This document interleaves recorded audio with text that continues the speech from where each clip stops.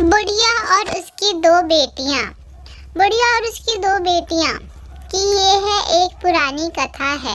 मैं एक गांव में एक बुढ़िया और उसकी दो बेटियां रहती थी। बड़ी का नाम शीला और छोटी का नाम शालू था। उन दोनों बेटियों को बड़े प्यार से पालन पोषण किया था। जब दोनों बेटियां बड़ी हुईं तो उनकी मर्जी से शादी करवा दी। उन दोनों बेटियों और उसकी माँ को कहीं कोई तकलीफ नहीं थी। शीला और शालू अपने ससुराल में अच्छे से घुल मिल गई थी। एक दिन दोनों ने एक बिजनेस शुरू किया। बड़ी वाली का छाते का बिजनेस था और छोटी वाली का पापड़ का। सब कुछ अच्छा चल रहा था। उसकी माँ दोनों बेटियों से बहुत प्यार करती थी। कभी बड़ी वाली के यहाँ रहने चली जाती तो कभी छोटी वाली के यहाँ। शीला और शालू अपनी माँ से भी बहुत प्यार करती थी। एक दिन बहुत तेज धूप निकली थी।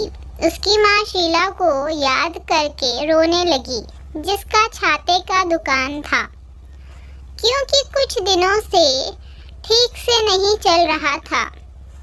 उसकी माँ भगवान से बोलने लगी कि आप बारिश क्यों नहीं कर रहे हो? बारिश हो जाएगी तो लोग छाते खरीदना शुरू कर देंगे। मेरी बेटी का जो धंधा है धीमा हो गया है और अपना परिवार चलाएगी। वो अपना परिवार कैसे चलाएगी?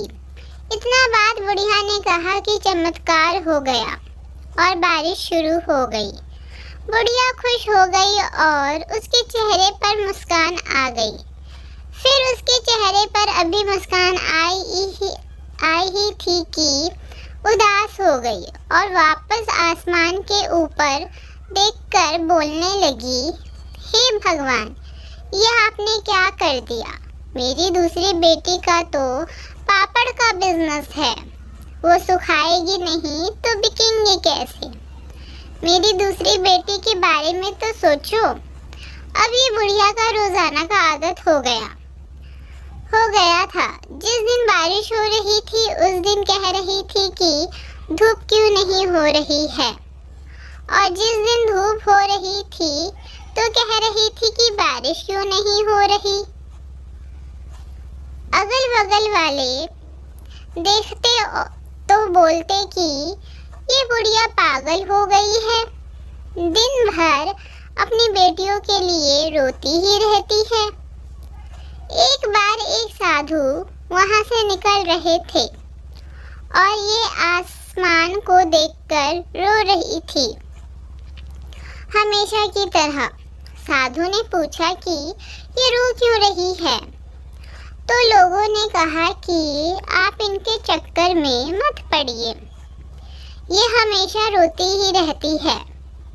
साधु ने कुछ सोचा और वहीं रुक गए। उनको लगा कि एक बार जाकर सुनता हूँ कि बात क्या है। साधु ने उनके सामने गया और बोला, अम्मा आप क्यों परेशान हैं? तो अम्मा बोली, मेरी दो बेटी हैं, शीला और शालू। एक का छाते की दुकान है और दूसरी का पापड़ का। जिसका छाते का दुकान है उसका धंधा मंदा पड़ गया था, तो मैं भगवान से प्रार्थना की तो बारिश होने लगी। फिर मुझे दूसरी बेटी की याद आई जिसका पापड़ का बिजनेस था। अब वो गीले हो जाएंगे, धूप नहीं निकलेंगे तो सूखेंगे कैसे? साधु ने उसकी बात बहुत ध्यान से सुनी और कहा, बहुत आसान तरीका है। जिस दिन बारिश होने लगे उस दिन उस बेटी के बारे में सोचिए जिसका छाते का बिजनेस है, और ये सोचकर खुश रहिए कि उसके पास में पैसा आ रहा है। उस दिन अपनी दूसरी बेटी के बारे में मत सोचिए। जिस दिन धूप निकले उस दिन अपनी उस बेटी के बारे में सोचिए जिसका पापड़ का बिजनेस है। उस दिन वाली बेटी के बारे में मत सोचिए जिसका छाते का बिजनेस है। अम्मा को साधु की सारी बातें समझ में आ गई और कही हुई बातों पर चलने लगी और खुश रहने लगी।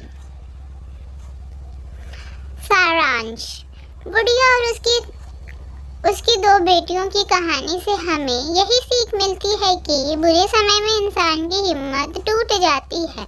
जब भी आपके जीवन में ऐसा समय आए तो बहुत ही शांत रहे और अपने आप को संभाल कर रखे। बुढ़िया और उसकी दो बेटियां की कहानी आपको कैसी लगी, ये हमें कमेंट करके ज़रूर बताएं। धन्यवाद।